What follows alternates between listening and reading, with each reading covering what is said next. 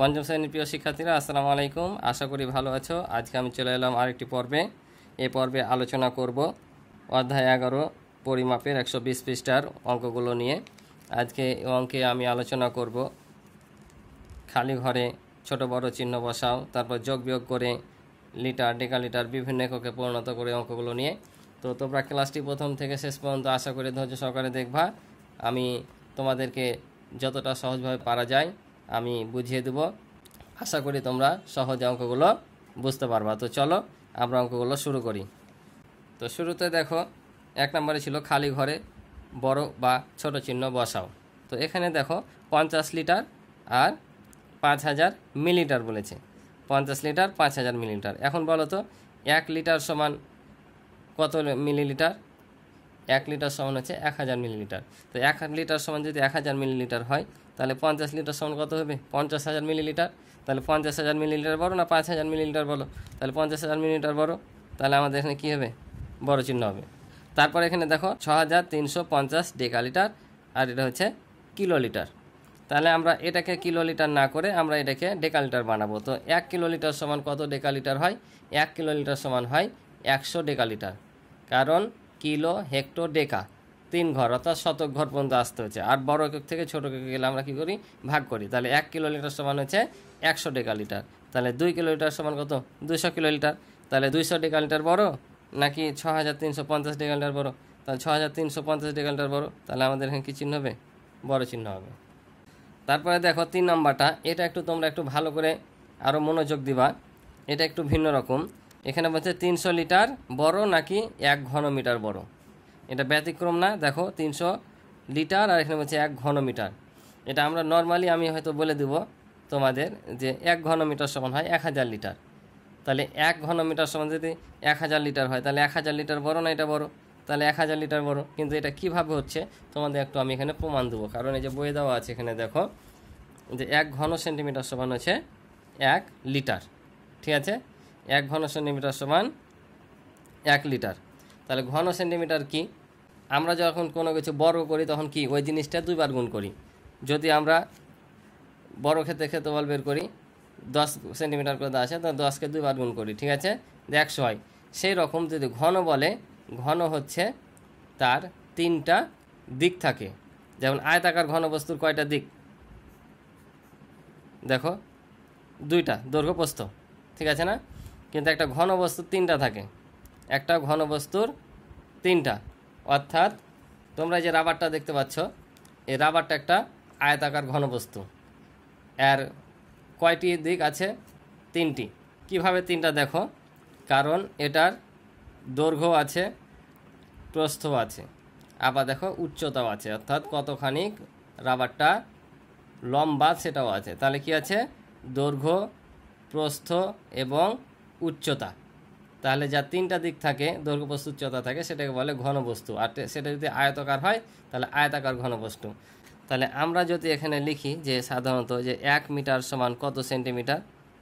100 centimetre. 1 metre সমান হচ্ছে 100 centimetre. এখন যদি বলি 1 ঘনমিটার সমান কত? 1 ঘনমিটার সমান কত? তাহলে 1 ঘনমিটার সমান হচ্ছে তোমার এই 100কে কয়বার গুণ করব? 3 বার। 3 বার যদি গুণ করি তাহলে কত হবে? 1 দিয়ে যতগুলো শূন্য থাকবে তো এটা শূন্য। এটা হবে ঘন সেন্টিমিটার। এটা হচ্ছে ঘন সেন্টিমিটার। ঠিক আছে? ঘন সেন্টিমিটার যদি হয় তাহলে 6টা শূন্য বসছে, 1 2 3 4 5 6, অর্থাৎ 10 লাখ ঘন সেন্টিমিটার। ঠিক আছে? তাহলে 10 লাখ ঘন সেন্টিমিটার। আবার এখানে বলছে দেখো যে 100 ঘন সেন্টিমিটারে 1 লিটার। তাহলে এটাকে যদি আমি এখন লিটারে পরিণত করি তাহলে কি করতে হবে? আমাকে 1000 ঘন সেন্টিমিটার যদি 1 লিটার হয় তাহলে এটা 1000 দিয়ে ভাগ করব। 1 2 3 4 5 6, 1000 দিয়ে ভাগ করব। তাহলে এটা হয়ে যাবে কি? লিটার। ঠিক আছে? এটা হবে লিটার। তাহলে 1 2 3টা শূন্য বাদ, 1 2 3 3টা শূন্য বাদ, তাহলে থাকছে কত? 3টা শূন্য, অর্থাৎ 1000। তাহলে এখন বলো 1 ঘন সেন্টিমিটার সমান কত লিটার হলো? তাহলে 1 ঘন সেন্টিমিটার কত? 1000 লিটার না? তাহলে 1 ঘন সেন্টিমিটার সমান যদি 1000 লিটার হয় তাহলে এখন বলো এই 1000 বড় না 300 বড়? অবশ্যই 1000 বড়।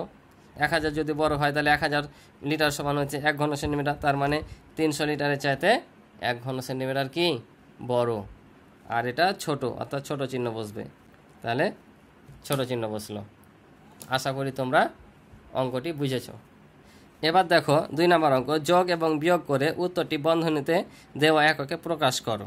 ঠিক আছে, এখানে যোগ বিয়োগ করে বিভিন্ন যে একক দ্বারা দেওয়া আছে সেগুলোতে আমাদের রূপান্তর করতে হবে। তাহলে আমরা কি করব, এটাকে প্রথমে যোগ করব, যোগ করে লিটার, ডেকালিটার, সেন্টিলিটার আর মিলিলিটারে প্রকাশ করব। তো চলো আমরা অঙ্কগুলো ঝটপট করে ফেলি।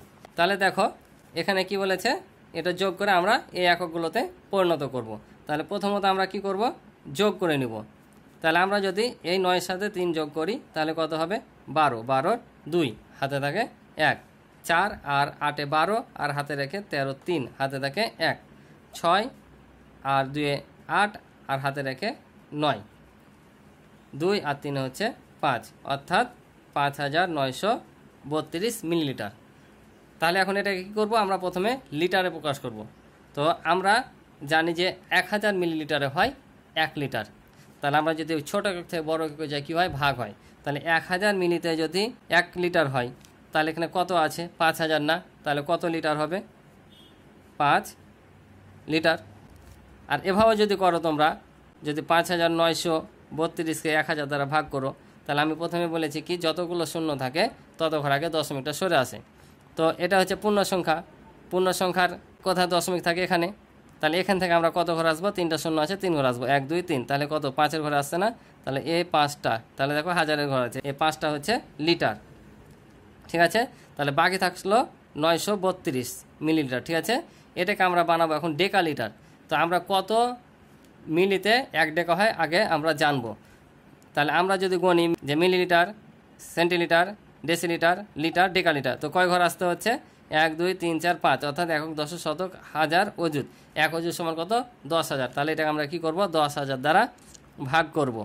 তাহলে 10,000-এর কয়টা শূন্য, 4টা, 1 2 3 4। তাহলে এটা কি হবে, আমাদের 4 ঘর আগে দশমিক আসবে, অর্থাৎ দশমিকটা বাম দিকে 4 ঘর সরবে। তাহলে 1 2 3 4 ঘর করতে গেলে কি লাগছে, আমাদের একটা শূন্য নিতে হচ্ছে, তাহলে দশমিকটা এখানে হবে। তাহলে দেখো আমরা এখানে নিব কত ঘর, আমরা 2 ঘর নিব এখানে ডেকালিটারের ঘর। ঠিক আছে, কারণ আমরা এমনিতে দশমিকের পর 2 ঘর নিই। তাহলে 2 ঘর যদি নিই তাহলে এখানে আমাদের পাবো 0.09 ডেকালিটার। বুঝছো? তাহলে এবার বাকি থাকলো কত, 32 মিলিলিটার।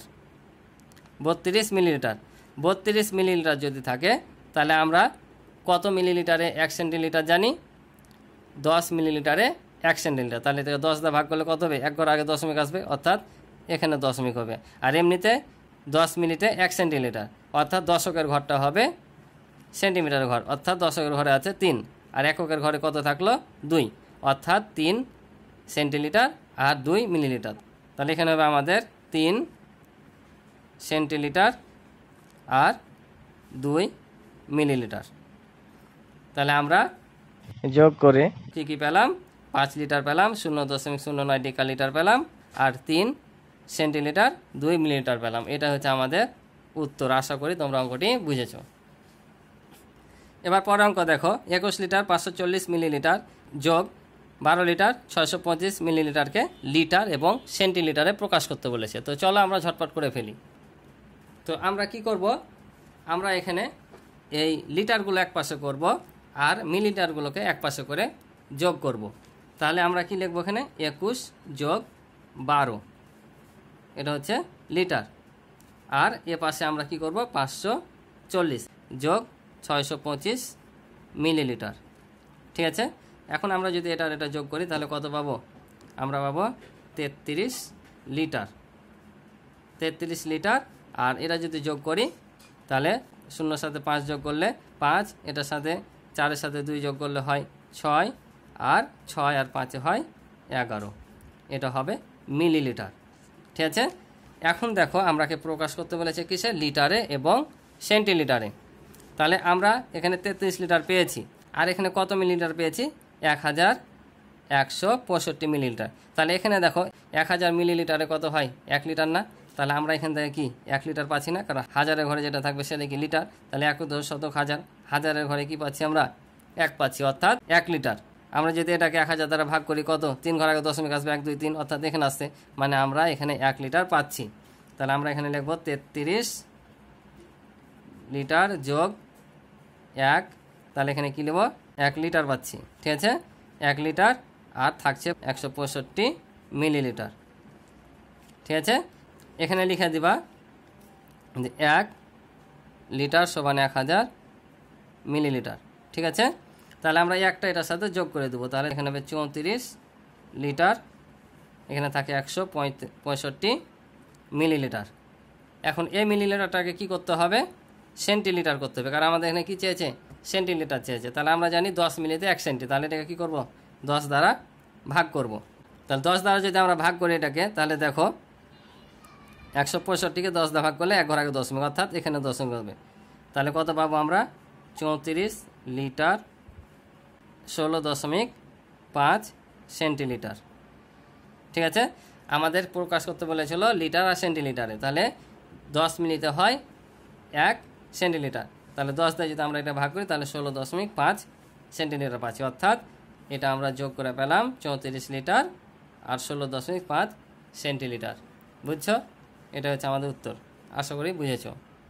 আর পরবর্তী অঙ্ক 3 নাম্বার দেখো, এটা শুধু জাস্ট বিয়োগ করে কিলোলিটার করতে বলেছে, লিটার দেওয়া আছে কিলোলিটার, এটা একবারে পানির মতো সহজ অঙ্ক, দেখো তাহলে বুঝতে পারবা। তাহলে আমরা প্রথমত এটা কি করব, বিয়োগ করে দেব। তাহলে বিয়োগ যদি করি, তোমরা যদি দশমিক আছে না পারো তাহলে এদিকে পাশে উঠিয়ে নিবা, উঠে নিয়ে বিয়োগ করবা। এখানে 0.8 আছে, তাহলে এখানে দশমিক নাই, তাহলে দশমিক নিয়ে নিবা, এখানে একটা শূন্য নিয়ে নিবা, তাহলে 0 থেকে 2 বাদ দেয় না, এর কাছ থেকে 1 ধার নিলাম, তাহলে 10 থেকে যদি 8 বাদ দিই তাহলে 2, এখানে পরিষ্কার করলাম 10 হলো, আবার 10 ধার নিলাম, 12 থেকে 10 বাদ দিলে কত হবে 2, এই দশমিক নিচে দশমিক বসবে, এখান থেকে পরিশোধ করে দিলাম, ধার নিয়েছিলাম, 5 থেকে 5 বাদ দিলে 0, আর 8 থেকে 3 বাদ দিলে 5, তাহলে 502.2 পেলাম, 502.2, এটা কি পেলাম, লিটার পেলাম। ঠিক আছে, এটাকে বানাবো এখন কি আমরা, কিলোলিটার।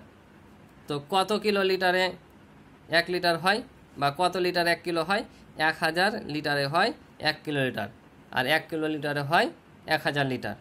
তাহলে আমরা ছোট একক থেকে বড়তে গেলে কী করতে হয়, ভাগ করতে হয়। তাহলে এটাকে আমরা কি করব, 1000 লিটারে যদি 1 কিলো হয়, 1000 দ্বারা এটাকে আমরা ভাগ করব,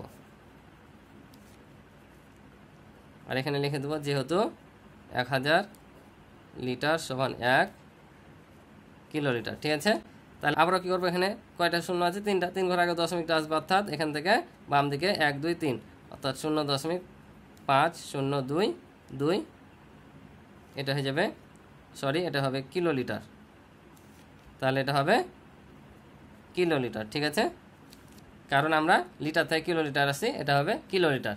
তাহলে আমরা কি পেলাম, 3 ঘর দশমিক শর্টে পেলাম 0.5022 কিলোলিটার। এটা হচ্ছে আমাদের অ্যান্সার, একটা এককই শুধু চেয়েছিল। তাহলে আশা করি তোমরা অঙ্কটি বুঝেছো।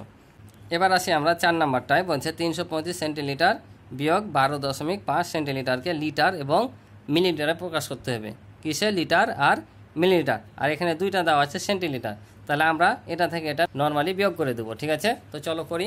তাহলে বিয়োগ যদি করি তাহলে আমরা কি করব, যেহেতু এখানে দশমিক আছে এখান থেকে বাদ দেবো না, তোমরা আগে এটা কী করবা, নিচে নিচে বিয়োগ করে নিব, অর্থাৎ 25।